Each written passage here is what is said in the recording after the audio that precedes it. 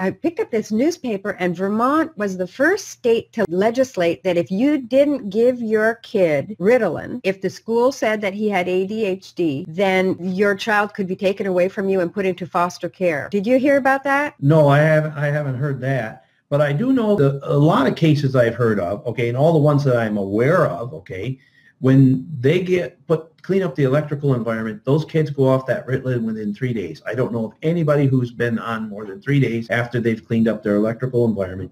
They go mainstream and they get good grades. They're not dumb or stupid or anything like that. These kids are asked to run a race, but they say, come on over here. We want you to keep up with everybody else. But first, we're going to hook you up with a ball and chain. What are we going to do now? What are we going to do, Dave, when we've got these like spiral fluorescent, whatever kind of bulbs they are, you know, the energy saver bulbs? Now they're legislated. You can't even buy the old incandescent bulbs. But our government knows what's best for you, and they don't know, they don't know an electron from a ground rod.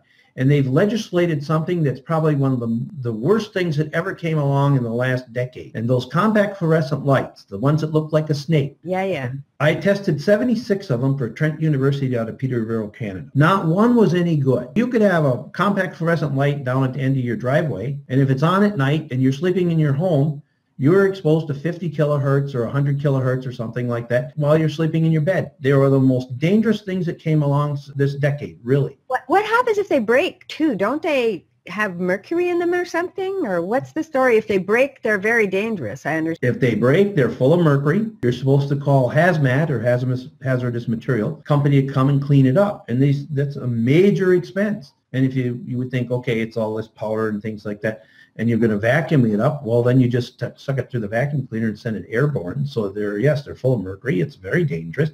And then the government says, okay, you have to have these. We're going to take away your incandescent bulb. And here's another thing. They say that they're going to save energy. Well, they do. They save energy, but they do not save money. Go out and get your electric bill. The day you put those compact fluorescent lights in, your electric bill probably went up. They draw less current. They draw less current.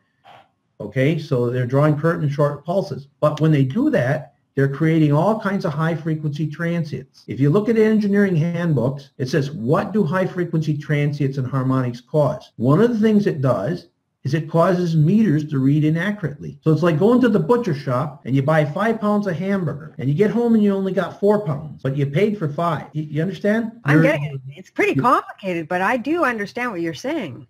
The electric bill does not go down.